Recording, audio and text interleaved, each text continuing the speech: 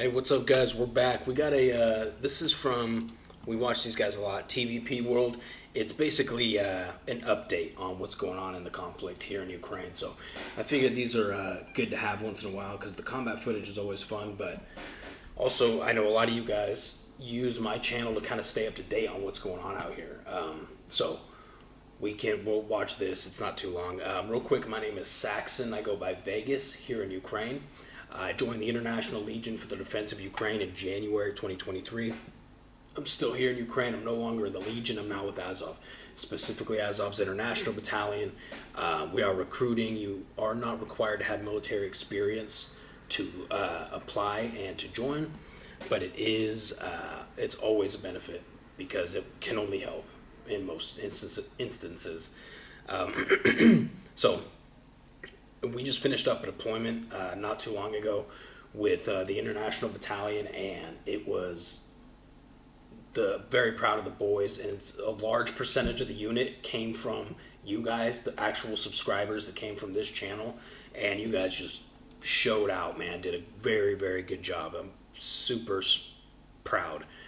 So if you're interested, click the link down below. That is the application link, and if not, then cool, that's fine too. Let's jump into this and kind of get an update, and I will share any of my info that I may have regarding what's going on here.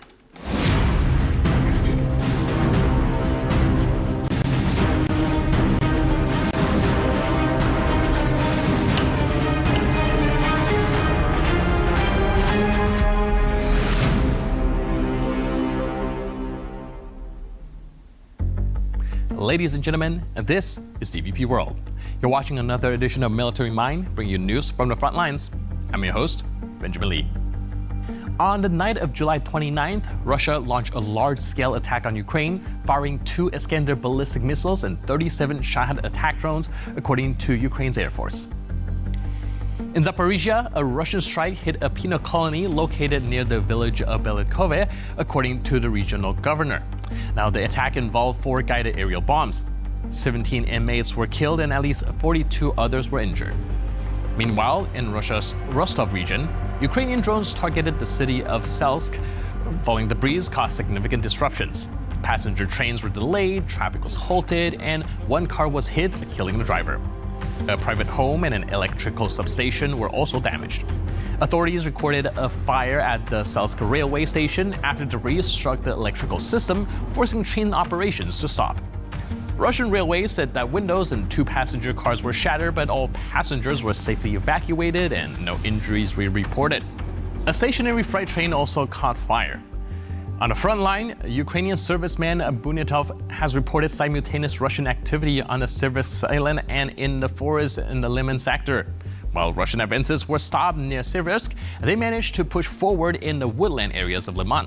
Bunyatov attributes this to the limited effectiveness of FPV drones in forest terrain, the shortage of UAV bombers and the cluster munitions, as well as the underperformance of some Ukrainian strike drone units. The Russian military has confirmed gains in the Serebransk forest, saying that their forces captured a children's camp near Lake Chernikovo. What was that? There's some weird noise in the background. So here in Liman, this is where there's big forest out here, right? And what they're saying is the Russians have been able to gain ground because drones have been less of a threat to them. Down here in this, this is the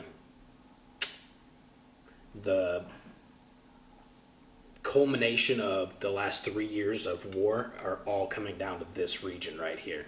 Konstantinivka, right here. They already took New York, Toretsk, Bakhmut, as we know. So this is it, and Chasiv Yar as well. So Konstantinivka right here is kind of the last line of defense for Donbass, the whole Donbass region, this blue.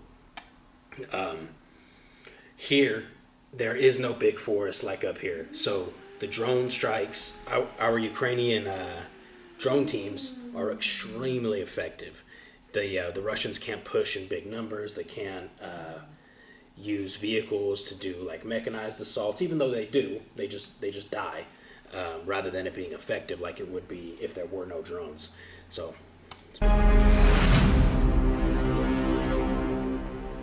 Now to the front lines, where a new wave of military absurdity is unfolding within Russian units. Footage circulating online shows yet another improvised version of a so-called stormtrooper, a soldier being prepped for a one-time assault in terrain that's nearly impossible to navigate.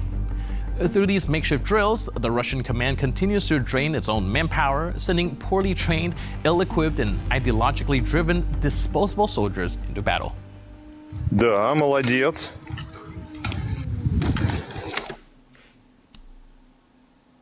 Doing construction or something nearby. Sorry. 25-30 сантиметров препятствия, прошу заметить. Мы проходим.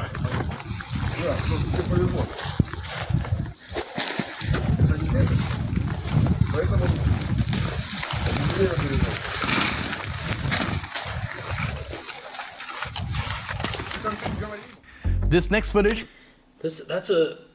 Theoretically, that's a good idea, right? Having these little manual, sleds to bring your, or trailers, these little trailers to bring kit and gear in, but it doesn't work. The only way something like that works is if you're out on like a road where you can actually, it has smoother surface, because you can't take that through a tree line, through a Posada. And if you're out on the road, you'll either get hit by an FPV or you'll step on a mine. So theoretically, great idea. Practically, that's not going to work. Coming shows a city that no longer exists, a Ukrainian drone flying over Vovchansk in the Kharkiv region. Once a quiet border town, it now stands as a stark symbol of Russian aggression. Streets that recently echoed with everyday life have become battlefields. The buildings are skeletal ruins. Cars just burn out shells, and schoolyards are cratered and lifeless. After relentless waves of shelling, the city has been all but erased from existence. Now, these images are more than scenes of destruction. They're a record of war against Ukrainian cities and civilians, a clear reminder that terror and the targeting of infrastructure remain key tactics of the Russian army in the border regions.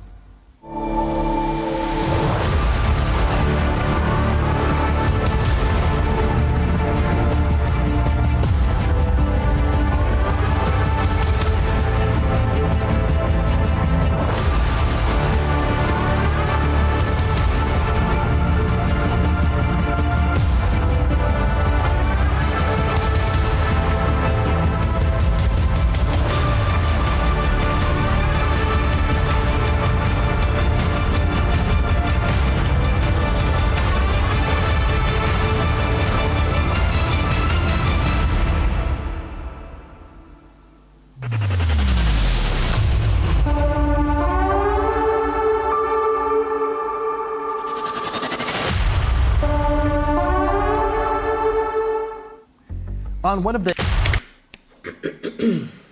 This is disgusting, dude. There's multiple little villages and towns, and bigger ones, that look like this in eastern Ukraine, and it's awful. You know, on one foot, it's war, right? Everybody likes to use the expression. Well, it's war. What did you expect? It's war. This is what happens. Yes, to an extent, but it's not like a war where there is two sides of how do I explain this? It's an unjust war, right? It's I suppose a lot are, but these were Russian invaders. They invaded a free nation, and this is what they're doing to the population, the cities, the landscapes. I mean, these are thousands of people lived here, dude. Like, went to school, kids rode their bikes, they had festivals in the streets. There's clips of a lot of these cities, including Vovchansk, this city we're looking at, where they'll show clips of like festivals and activities that they were doing in this city, and then they'll cut to what it looks like now, and it'll be this, right? So this is the kind of stuff that I don't think is shared much on mainstream media. It's awful, dude.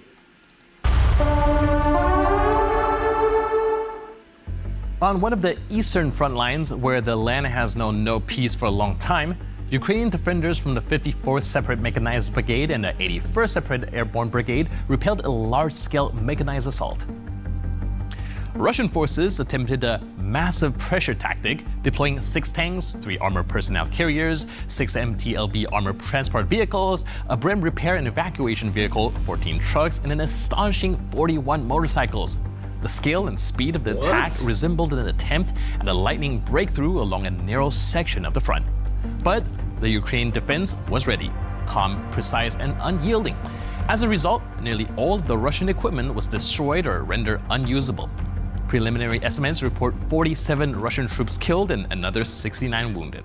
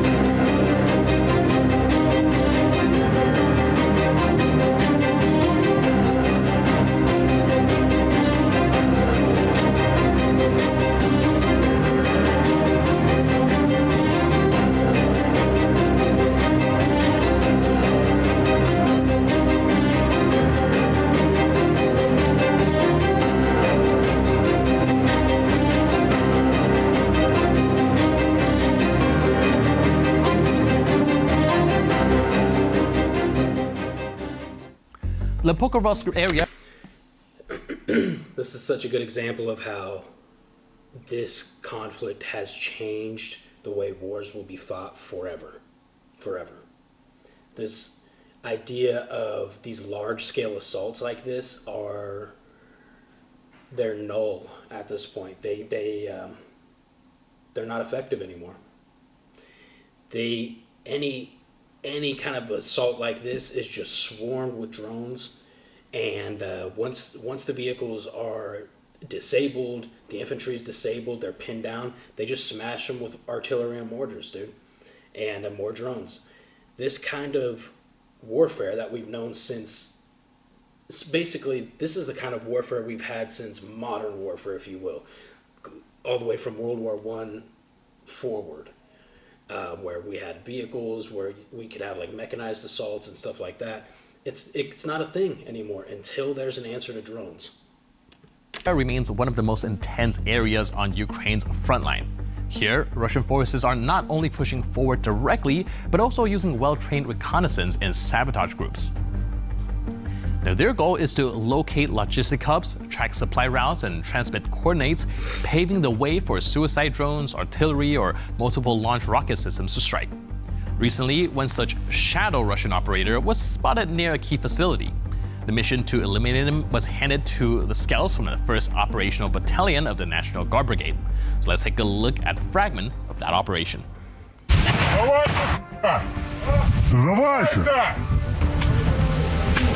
Что говоришь? Руки, руки, чтоб я видел, руки подними, блядь! Вышел, сука! Чтоб я тебя видел!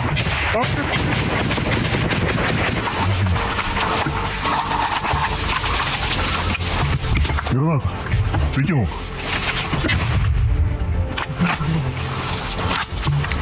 So we watched this footage, and it's really good.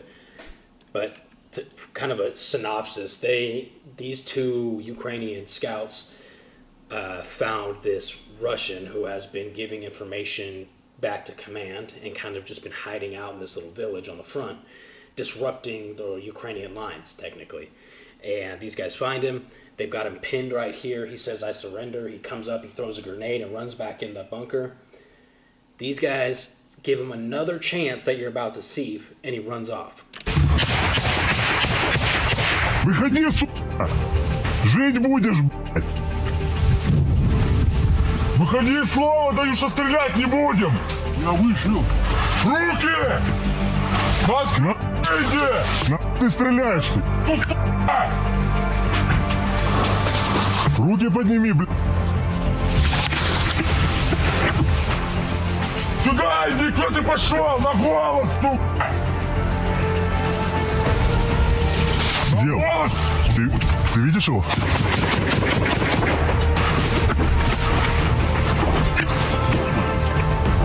Где он? Нет, ты, блядь!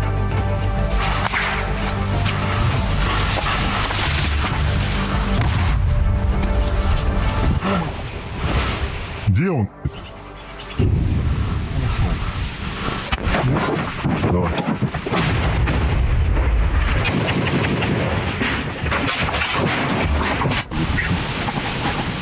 Еще одну закину. Давай. Дом. Въебите с одноразким. Давай. Разочек хотя бы, блядь.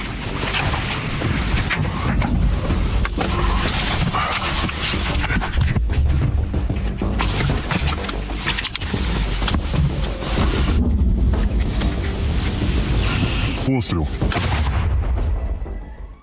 And with that footage, we conclude this edition. When the air alarms go off, the dogs start howling, the neighboring dogs.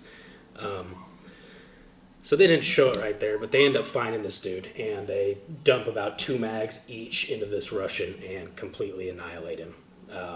They gave him 2 chances, both chances. He fake surrendered and tried to kill the Ukrainians by throwing grenades and shooting his AK at him. And these 2 guys had enough. They ended up finding him and just dusted his ass. So this is cool. I mean, really the biggest takeaway from these is being able to see the map and see what's happening, right? This is, no, I'm sorry, it's up here. This is what it's all coming down to right now, this region. This is the pinnacle. This is the tipping point, if you will. Forces are just being hemorrhaged from other locations to reinforce this area because the Russians and the Ukrainians know if Kramatorsk and Konstantinivka and those cities are taken, then it is a much easier, much more feasible task to take the Donbass, which is like this region. So anyways, that was cool. Do me a favor, like, share, subscribe, do all that shit. Let's keep blowing this channel up so more people can see, and hopefully less people will go to bad units or units that are not prepared to house foreigners here in Ukraine, and they will at least come talk with us, or we can guide them to a better unit if they don't want to join Azov. Love you guys. I'll see you in the next video.